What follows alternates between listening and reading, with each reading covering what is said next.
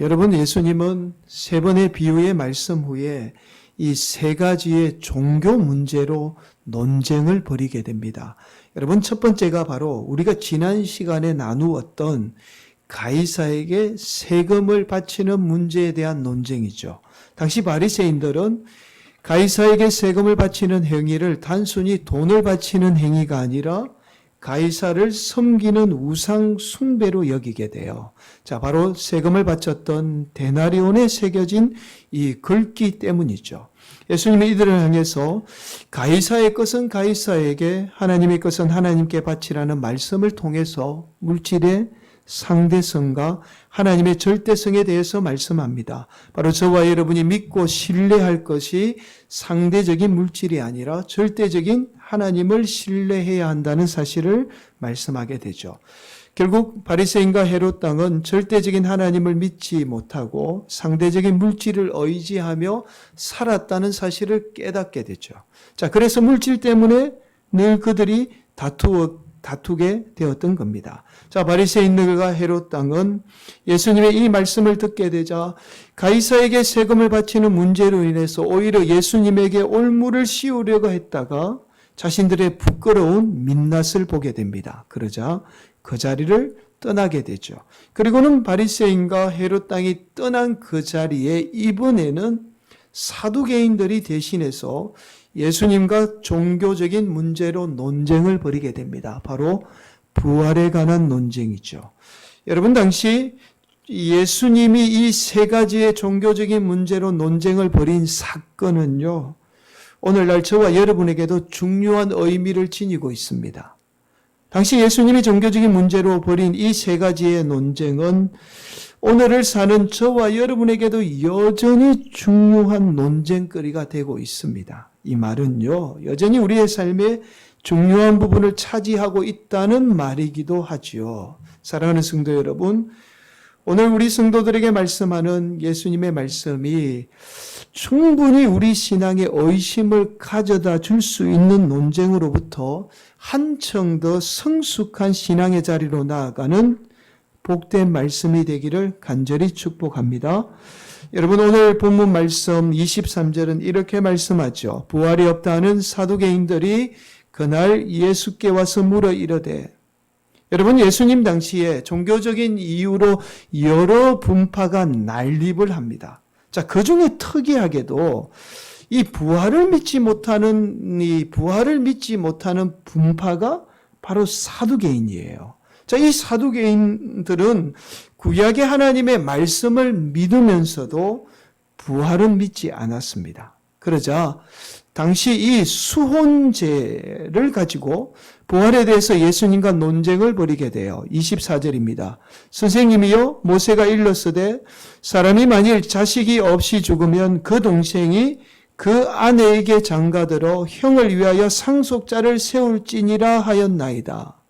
여러분, 이스라엘 백성들이 이 수혼제를 지켰던 이유가 바로 모세로부터 주어진 하나님의 명령이기 때문이에요. 여러분, 수혼제는 형이 죽으면 형의 아내인 형수를 대신 아내로 맞이하는 법을 말합니다.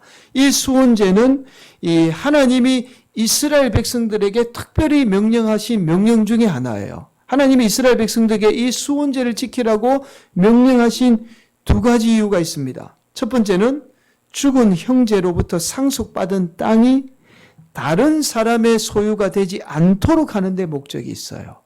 여러분, 이것은 물질을 많이 가진 사람이 더 많이 가져서 가난한 사람이 생기지 않도록 하는 데 목적이 있습니다. 여러분, 하나님의 이스라엘 백성들이요, 가나안 땅에서 출애굽해서 가나안 땅에 정착할 때에 그 땅을 지파별로 다 분배를 하죠. 그리고 그 지파별로 분배한 땅을 가족 단위로 분배를 합니다. 자, 그래서 이 분배한 땅을 한 사람이 많이 차지하지 못하도록 수혼제를 지금 명령하게 되었던 거예요. 또 다른 이유는 바로 가난에 빠지기 쉬운 가부를 보살피기 위한 하나님의 특별한 목적이 있습니다. 여러분, 남편을 잃은 가부는요, 평생을 혼자 살 가능성이 큽니다. 자, 왜냐하면 자녀들 때문이죠. 자녀들이 상처받을까 봐 혼자 사는 경우가 많잖아요. 여러분 오늘날도 마찬가지지만 과거의 여성이 혼자 몸으로 가족을 부양한다는 것은 결코 쉬운 일이 아닙니다. 또한 여성이 혼자 몸으로 자녀들을 키우게 되면 자녀들마저도 가난에 내몰리게 되죠. 그래서 하나님은 이스라엘 백성들에게 수원제를 통해서 가난 때문에 고통당하는 자들이 없도록 명령합니다. 자, 그러나 사두개인들은 하나님이 모세를 통해서 명령한 이 수원제를 통해서 오히려 부활이 터무니없는 사실이라는 것을 증명하려고 해요. 자, 이런 내용입니다. 7명의 형제가 있어요.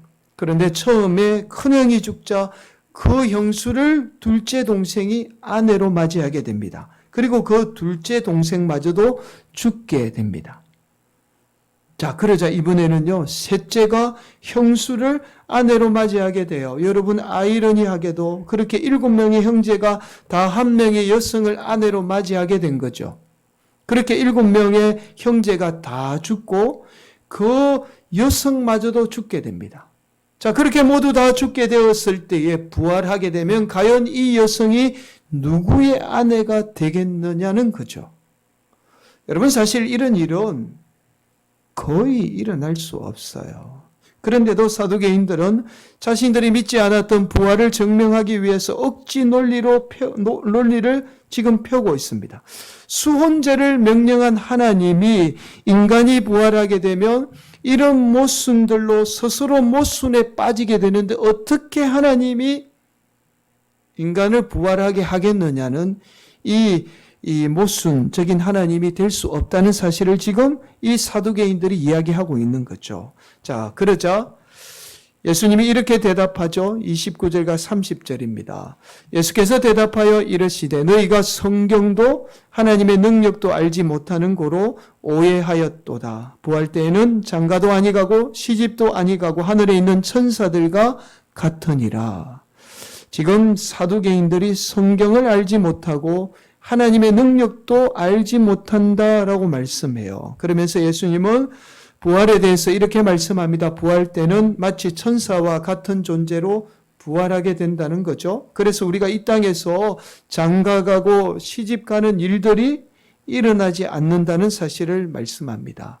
자, 여러분, 이 말씀은 우리가 부활하게 되면 어떤 욕망이 있는 육신의 몸을 가지고 부활하지 않는다는 사실을 말씀하죠.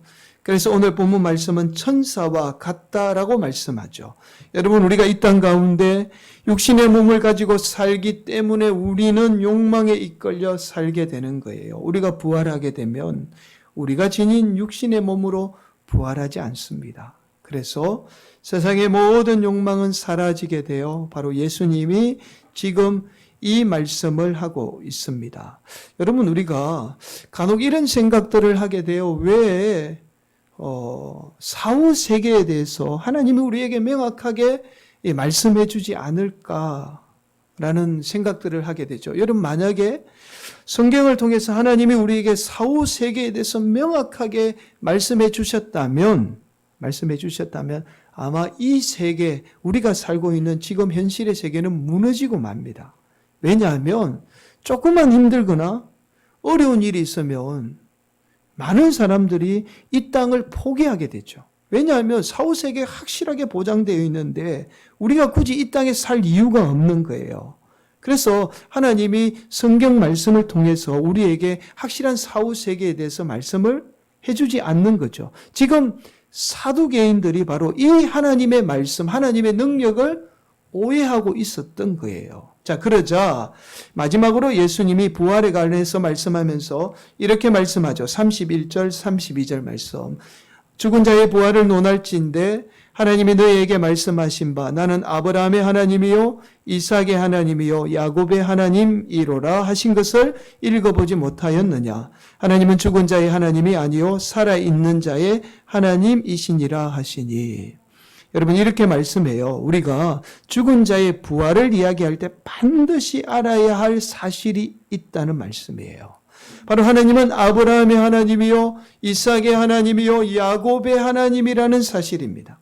그러면서 예수님이 이렇게 말씀해요. 한 가지 더 말씀하죠. 하나님은 죽은 자의 하나님이 아니요 살아있는 자의 하나님이라는 사실을 말씀해요. 여러분, 이 말씀은 언뜻 보면 마치 예수님도 사두개인들처럼 부활에 대해서 부정하는 말씀처럼 들릴 수 있잖아요. 죽은 자의 하나님이 아니고 살아있는 자의 하나님이다 라고 말씀하면 지금 살아있는 하나님밖에는 안 되는 말씀으로 들릴 수 있죠. 그러나 마지막 절은 이렇게 말씀하고 있어요. 33절, 무리가 듣고 그의 가르치심에 놀라더라. 여러분, 사두개인들이 예수님의 말씀을 듣고 놀랐다는 사실은 예수님의 말씀이 사두개인들처럼 부활을 부정하는 말씀이 아니라 오히려 사두개인들이 생각했던 부활이 없다는 생각이 잘못되었다는 사실을 지금 말씀하고 있는 거죠. 여러분, 오늘 우리가 본문 말씀을 살펴보면서 우리는 이런 의문을 가지게 돼요. 왜 구약의 말씀을 믿었던 사두개인들이 부활을 믿지 못했을까? 여러분, 구약을 하나님의 말씀으로 믿었던 이스라엘 백성들은요, 다 부활을 믿었어요. 자, 그런데 왜 하필 사두개인들만은 부활을 믿지 못했을까라는 거죠. 여러분, 이 물음은 바로 오늘날 저와 여러분의 물음이기도 합니다. 왜 오늘날 많은 성도가 예수님을 믿으면서도 부활만은 믿지 못할까라는 거예요. 여러분, 사실 오늘날 서구 사회나 서구의 기독교인들이나 또 오늘날 많은 성도가 부활을 믿지 못하고 있어요. 예수는 믿을 수 있는데 사람이 죽었다 살아나는 이 부활은 도저히 믿을 수 없어 라고 그렇게 이야기합니다. 자, 그래서 오늘 본문에서 사두개인들이 부활을 믿지 못했던 이유나 오늘날 많은 성도가 부활을 믿지 못하는 이유가 동일해요. 성경을 알지 못한 거죠. 하나님의 말씀을 어떻게 해요? 하나님의 능력을 알지 못해서 그런 거죠. 여러분, 사두개인들이 부활을 믿지 못했던 이유를 오늘 본문에 이렇게 말씀합니다. 조금 전에 말씀드렸던 말씀이죠. 29절이에요. 예수께서 대답하여 이르시되 너희가 성경도 하나님의 능력도 알지 못하는 고로 오해하였도다. 여러분, 실제로 구약의 말씀 가운데 여러 곳에 부활에 관해서 말씀합니다. 그런데 사두개인들은요, 자신들이 믿을 만한 말씀만을 선택해서 믿게 돼요. 바로 모세의 오경입니다. 여러분, 모세의 오경에만 유일하게 부활에 관해서 말씀하고 있지 않아요. 왜냐하면 모세의 오경은 목적이 다르기 때문에 그렇죠. 여러분, 사실 부활뿐만 아니라 많은 이단들도 자신들이 주장하는 말씀만을 선택해서 그 말씀만을 믿게 돼요. 사두개인들도 마찬가지였던 겁니다. 다른 어떤 종파는 구약의 말씀 전체를 믿고 부활의 말씀을 믿었음에도 사두개인들은 오직 모세 오경만이 하나님의 말씀이라는 사실을 주장하며 부활을 믿지 못했던 겁니다. 자, 그러자 예수님이 오늘 본문 31절에서 이렇게 말씀하죠. 죽은 자의 부활을 논할진대 하나님이 너희에게 말씀하신 바. 이 말씀은 앞서서 말씀을 드렸듯이 죽은 자의 부활을 이야기할 때 반드시 알아야 할 사실이 있다는 말씀이에요. 우리가 죽은 자의 부활을 이야기할 때 이 사실이 너무나 중요하다라는 말씀이죠. 자, 그러면서 32절 이렇게 말씀합니다. 우리 함께 봉독할까요? 나는 아브라함의 하나님이요 이삭의 하나님이요 야곱의 하나님이로라 하신 것을 읽어보지 못하였느냐? 하나님은 죽은 자의 하나님이 아니요 살아있는 자의 하나님이시니라 하시니. 여러분, 우리가 예수님의 이 말씀 한 절만으로는 예수님이 이 말씀을 통해서 우리에게 무슨 말씀을 하는지 쉽게 이해할 수 없어요. 그래서 우리는 예수님의 이 말씀이 무엇을 의미하는지 알기 위해서는 이 말씀의 원래 말씀으로 돌아가서 말씀을 살펴보아야 합니다. 여러분, 원래 이 말씀은 하나님이 모세를 부를 때 하신 말씀이에요. 출애굽기 3장 6절에 의하면 하나님이 모세를 부를 때 이렇게 말씀합니다. 또 이르시되 나는 내 조상의 하나님이니 아브라함의 하나님, 이삭의 하나님, 야곱의 하나님이니라. 모세가 하나님 배우기를 두려워하여 얼굴을 가리매. 여러분, 우리는 여전히 이 말씀 한 절로는 이 말씀이 무슨 의미의 말씀인지 쉽게 알 수 없어요. 그런데 이 말씀 앞절인 5절에 보면 이렇게 말씀하고 있습니다. 하나님이 이르시되 이리로 가까이 오지 말라. 내가 선 곳은 거룩한 땅이니 내 발에서 신을 벗어라. 여러분 지금 출애굽기 말씀에서 신을 벗으라고 말씀해요. 그 이유가 지금 선 곳이 거룩한 땅이라는 거예요. 지금 서 있는 곳이 거룩한 땅이라는 말씀은 바로 하나님이 함께하는 곳이라는 말씀이에요. 그래서 그곳이 거룩하기에 신을 벗으라는 겁니다. 자, 모세가 지팡이만 들고 바로 앞에 가지만 하나님이 지금 모세와 함께 하겠다는 거예요. 네가 밟는 그곳에 하나님이 함께 하겠다는 거예요. 그래서 그곳이 거룩한 곳이 되겠다는 말씀이죠.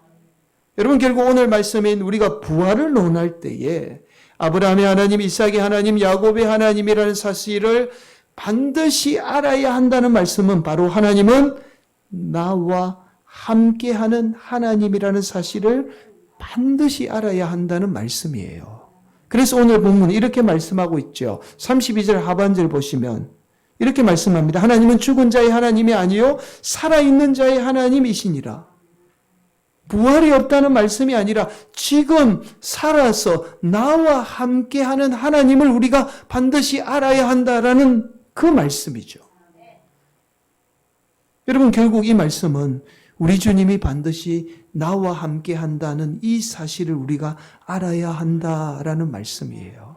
우리가 부활을 생각할 때에 무엇보다도 중요한 사실, 즉 죽은 자의 부활을 논할 때는 우리 주님이 나와 함께 한다는 사실이에요.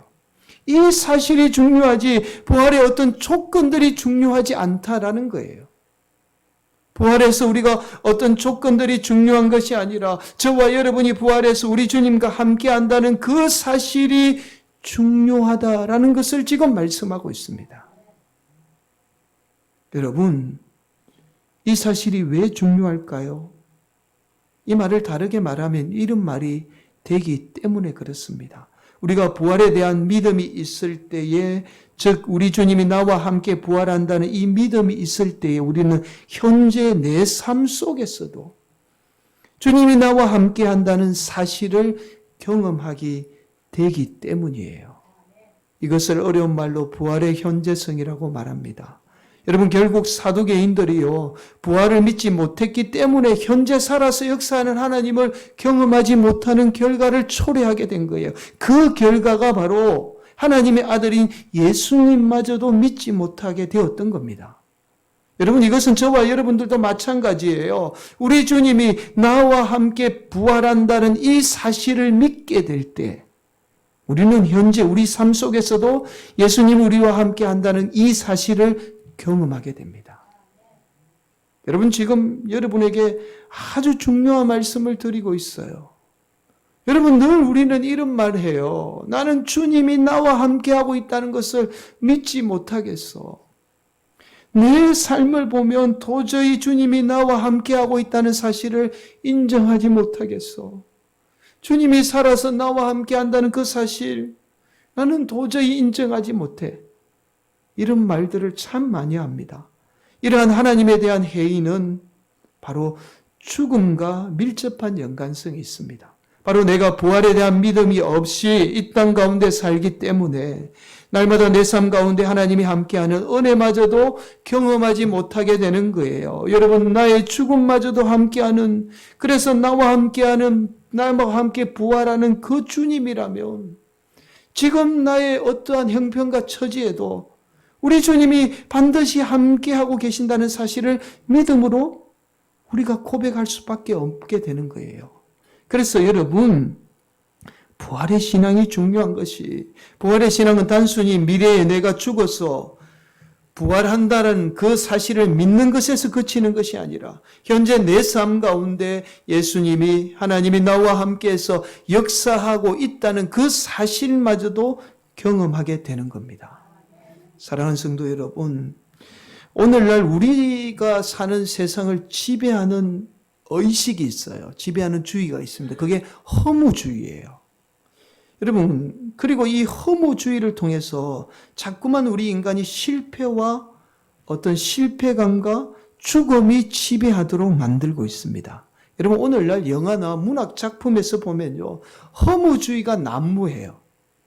여러분, 우리의 삶이 어떤 특별한 의미 없이 죽음으로 모든 것이 끝난다는 거예요. 죽음은 끝이라는 거예요. 우리의 삶이 어떤 특별한 목적이 없다는 거예요. 대부분 내용이 특별한 의미를 전달하기보다는요, 그냥 처음부터 우리 인생이 특별하지 않다는 사실을 그대로 보여줍니다. 그래서요, 요즘의 작품들은 특별한 감동도 없어요. 이전에 영화 보면 헐리우드식 감동이라도 있었잖아요. 끝에 뭔가 막 국기가 막 날리면서 그러면서 그 죽음이 뭔가 특별한 의미가 있다라는 그런 감동도 있었는데, 요즘에 영화나 문학 작품에 보면 허무주의가 지배하기 때문에 그런 감동도 없습니다. 여러분, 이 허무주의가 오늘날 우리의 의식을 지배하고 있어요. 우리의 신앙을 조금씩 갉아먹고 있습니다. 그래서 성도들이 병들고 있는 거예요. 이 허무주의는요, 우리 인생이 실패한 인생처럼 보이게 만듭니다. 그래서 우리의 인생이 죽음으로 모든 것이 다 끝나는 것처럼 말해요. 이것이 바로 오늘날 우리가 사는 세상이나 우리의 의식을 지금 지배하고 있어요. 여러분, 그래서 맥스 루케이더 목사님이 쓰신 부활의 주와 함께 살라는 책에 이렇게 말씀합니다. 오늘날 우리가 사는 세상을 지배하는 허무주의와 실패, 좀 죽음을 극복하게 될 때, 여러분, 죽음을 극복하는 것은 오직 부활의 예수님을 믿는 길밖에 없어요. 다른 길이 없다고요. 우리가 이 죽음을 극복하게 될 때 우리는 날마다 부활하신 주님과 함께 살게 된다라고 말해요. 어떻게 한다고요? 함께 산다는 거예요. 사랑하는 성도 여러분, 저와 여러분의 인생이 허무하지 않아요. 의미 없지 않습니다. 의미 있는 인생이에요. 세상적으로 볼 때 보잘것없어 보여도 저와 여러분이 우리 주님과 함께하면 얼마든지 의미 있는 인생으로 살게 됩니다. 사랑하는 성도 여러분, 아무것도 바랄 수 없는 상황 속에서도 아브라함은 하나님을 믿음으로 그 하나님과 함께했습니다. 일평생 하나님과 함께했죠. 이삭은 온 땅에 기근이 들어서 먹을 것이 없어서 여기저기에 우물을 팠어요. 하나님, 저 먹을 것이 없습니다. 그러면서 여기저기를 이주하면서 우물을 팠죠. 그렇게 그 하나님은 이삭과 함께 했습니다. 그래서 이삭이 100배의 결실을 맺게 된 거예요. 여러분, 온갖 거짓과 속임의 삶을 살았던 야곱마저도, 그 인생, 버러지 같은 인생인 야곱마저도 하나님은 함께 했습니다. 바로 아브라함과 이삭과 야곱의 하나님이라는 말씀은 바로 이 말씀이에요. 어떠한 처지에 있든지 간에 우리가 예수 믿게 되면 하나님은 우리와 함께 한다는 거예요. 그 하나님이 여전히 나의 죽음마저도 함께 하는 거예요. 그 부활의 믿음이 오늘 저와 여러분의 삶 가운데 역사하게 됩니다. 여러분, 이탈리아의 유명 코미디언 배우이자 감독인 이 로베르토 베니니가 있습니다. 이분의 대표 작품 가운데 인생은 아름다워라는 영화가 있어요. 여러분 보신 분들이 많이 계실 거예요. 이 영화는 실제로 주인공인 로베르토 베니니 감독의 실화의 바탕을 두고 있습니다. 영화 전반부는요, 남자가 그렇게 외모가 좀 뛰어나진 않아요. 남자 주인공인 이 기도라는 사람이 이탈리아의 작은 마을에서 아름다운 여인을 만나 사랑에 빠지게 돼요. 결국 이 아름다운 여성과 결혼에 성공합니다. 그리고는 나중에는 귀여운 아들을 낳아 행복하게 살게 돼요.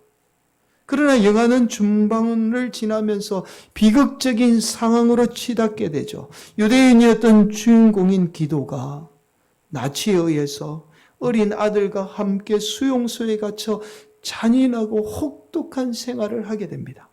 주인공인 기도는 혹독한 수용소에서 아들이 희망을 잃지 않도록 아들에게 이렇게 이야기해요. 우리는 지금 이곳에서 게임을 하는 거야.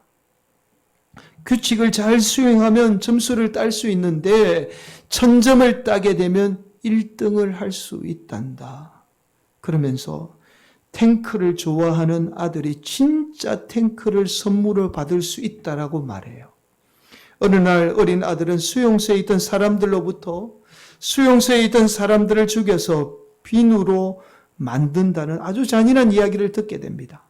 그러자 기도는 아들에게 이렇게 말합니다. 얘야, 사람을 죽여서 비누로 만든다는 게 말이 되겠니? 그런 말에 속으면 게임에 지는 거야. 그렇게 주인공은 혹독한 수용소에서 한순간도 웃음을 잃지 않고 희망적인 모습을 아들에게 보여주죠.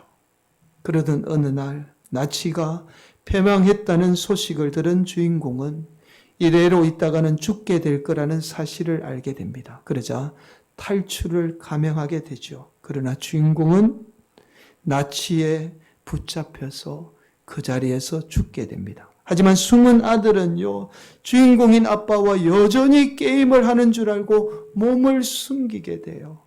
그렇게 아버지는 죽고 아들은 대신 살게 됩니다. 아들은 아버지가 죽었다는 사실을 잊은 채 지나가던 미군의 탱크를 보게 되자 정말 자신이 1등을 해서 실제로 탱크를 선물로 받았다고 생각을 해요. 그렇게 미군의 탱크에 올라탄 아들은 결국에는 이 미군의 손에 이끌려 어머니를 만나게 됩니다. 여러분, 이 영화는 개봉 당시예요.